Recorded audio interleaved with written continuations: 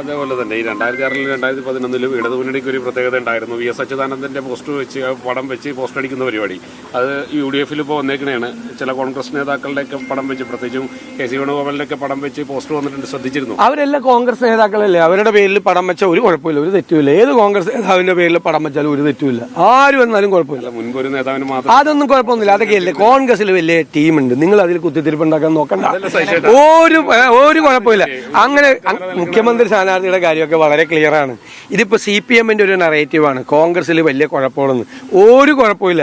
ഞാനും KC വേണുഗോപാലും തമ്മിൽ കൊച്ചി സീറ്റിന്റെ പേരിൽ അടി നടന്നു. ഞാൻ പറഞ്ഞല്ലോ, വലിയ വാർത്തയായിരുന്നു. എന്നോട് KC വേണുഗോപാലാണ് പറഞ്ഞത്, ഇടാ ഇങ്ങനൊരു വാർത്ത വന്നിട്ടുണ്ട്. ഞാൻ പറഞ്ഞു വാർത്ത ഇടാൻ പറഞ്ഞു. ഞങ്ങൾ രണ്ടുപേരും കൂടി ആ വാർത്ത കണ്ട് ചിരിക്കുകയായിരുന്നു. ഒരുപാട് പ്രാവശ്യം ഇറങ്ങിപ്പോയി ആ യോഗത്തിൽ നിന്ന്. ഇടയ്ക്ക് യൂറിനലൊക്കെ പോകണ്ടേ? അല്ലല്ല, യോഗത്തിൽ നിന്ന് ഒരുപാട് പ്രാവശ്യം ഇറങ്ങിപ്പോയി. ഞങ്ങളെല്ലാവരും പുറത്തുനിന്ന് പോയി ചായ കഴിക്കാൻ പോയി, മറ്റേ വാഷ്റൂമിൽ പോയി ഒരുപാട്. പിന്നെ ഉറക്കം വന്നു കഴിഞ്ഞപ്പോ പോയി, കേൾക്ക് ഉറക്കം വന്നപ്പോ പോയി മുഖം കഴുകാൻ പോയി. ഇങ്ങനെ എത്ര പ്രാവശ്യം പോയി.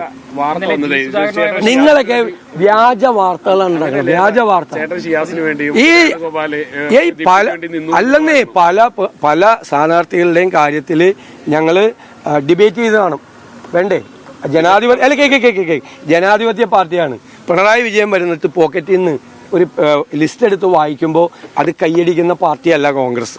ഞങ്ങൾ ഓരോ സ്ഥാനാർത്ഥികളെ കുറിച്ചും വിശദമായ ചർച്ച ഞങ്ങൾ നടത്തിയിട്ടാണ് ഞങ്ങൾ തീരുമാനമെടുത്തിരിക്കുന്നത്.